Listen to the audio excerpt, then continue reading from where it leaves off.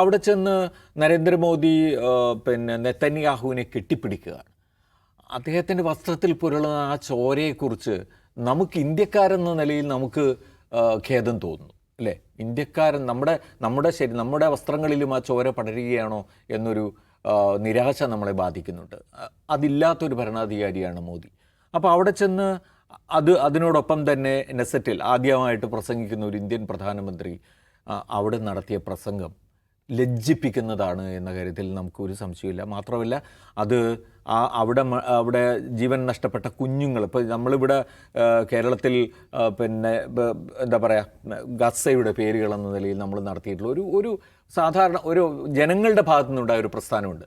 ആ കുഞ്ഞുങ്ങളുടെ പേരുകൾ ഉച്ചരിക്കുക, അത് പറയുക തുടങ്ങിയ പിന്നെ ഇതിലേക്ക് നമ്മൾ പോയ സമയത്ത് നമ്മുടെ മനസ്സിൽ മുഴുവൻ ഉണ്ടായിരുന്ന ഒരു വികാരമുണ്ട്. ആ വികാരം ഷെയർ ചെയ്യുന്നില്ല എന്നുള്ളത് പോട്ടെ, അതിനെ എന്നെന്നും ഒരു കാരണവശാലും അതിനെ കണ്ടില്ലെന്ന് നടിക്കുന്ന സമീപനമായിരുന്നു മോദിയുടേത്.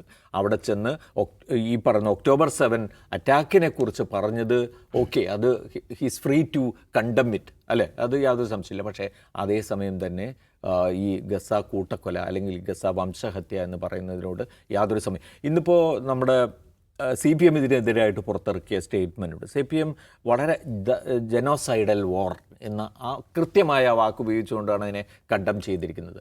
CPM പറയുന്നതാണ് ആ വിഷയത്തിൽ ശരിയെന്ന കാര്യത്തിൽ ഒരു തർക്കവും നമുക്കില്ല.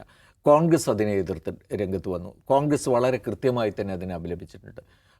പിന്നെ ഈ പറയുന്ന ഇന്ത്യ എന്ന രാജ്യത്തിൻ്റെ കൃത്യമായ പാരമ്പര്യം ഉൾക്കൊള്ളുന്ന സമീപനത്തെ ഇല്ലാതാക്കുകയാണ് മോദി. ഈ മോദിയുടെ ഈ യാത്രയെ പൊടുന്നനെ നമ്മൾ ചേർത്ത് വയ്ക്കുന്ന ഒരു സംഗതി കൂടി ഉണ്ടല്ലോ. ഇപ്പോൾ എപ്സ്റ്റീൻ ഫയൽസിൽ മോദിയെക്കുറിച്ചുള്ള പരാമർശം വന്നത് തന്നെ പിന്നെ മെയിലുമായിട്ട് ബന്ധപ്പെട്ടാണ്. എപ്സ്റ്റീൻ ഇയാളെ അഡ്വൈസ് ചെയ്തു, അവിടെ പോയി ഡാൻസ് ചെയ്യാനും പാടാനും അഡ്വൈസ് ചെയ്തു എന്നുള്ള പരാമർശം, അത് പിന്നെ ട്രംപിന് ഇഷ്ടമാവും എന്ന് പറഞ്ഞു എന്നുള്ള പരാമർശം, അത് ഓക്കെ, നമ്മുടെ കയ്യിൽ തെളിവൊന്നുമില്ല, പക്ഷേ അതൊരു ആരോപണമായിട്ട് നിൽക്കുന്നുണ്ട്. അപ്പോൾ അതുമായിട്ടാണ് നമ്മൾ ചേർത്ത് വയ്ക്കുന്നത്. സാധാരണ തലമുറ പോലും, ഇൻസ്റ്റഗ്രാം തലമുറ പോലും ഇന്നിപ്പോൾ ഇത് പറയുമ്പോൾ എനിക്കറിയാം, കുട്ടികൾ പോലും ചോദിക്കുന്നത് അവിടെ പോയി ഡാൻസ് ചെയ്യുമെന്ന് ചോദിച്ച കുട്ടികളുണ്ട്. അപ്പോൾ യഥാർത്ഥത്തിൽ അത് അറിയാതിരിക്കുന്നില്ല ആളുകൾ. ഇദ്ദേഹം ഈ പറയുന്ന ഗോഷ്ഠികൾ കാണിച്ചു കഴിഞ്ഞാലും അറിയാതിരിക്കുന്നില്ല, ജനങ്ങളിലെത്താതിരിക്കുന്നില്ല. അതുകൊണ്ട് തന്നെ ഈ പറയുന്ന വംശഹത്യ നടന്നുകൊണ്ടിരിക്കുന്ന കാലഘട്ടത്തിൽ അതിപ്പോഴും തുടരുകയാണ്. ആ വെടിനിർത്തൽ കരാറൊക്കെ ലംഘിച്ചിപ്പോഴും തുടർന്നുകൊണ്ട് വെസ്റ്റ് ബാങ്കിലാവട്ടെ അതിനുശേഷം തുറന്നുകൊണ്ടിരിക്കുകയാണ് ഈ കാലഘട്ടത്തിൽ.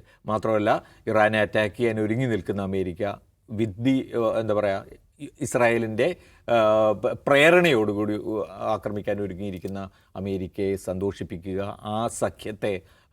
ആ സഖ്യത്തിനൊപ്പമാണ് ഞാനെന്ന് പ്രഖ്യാപിക്കുക. ഇന്ത്യ എന്ന് പറയുന്ന നമ്മളുടെ രാജ്യത്തിന് ചേരാത്ത, തീർത്തും അപരിചിതമായ, നമ്മൾ കാണുകൾക്ക് ഇതുവരെ ചെയ്തിട്ടില്ലാത്ത തരത്തിലുള്ള മറ്റൊരു ഒരു ഭരണകൂടത്തിൻ്റെ ചെയ്തികളായിട്ടേ നമുക്കിതിനെ വിലയിരുത്താൻ കഴിയും.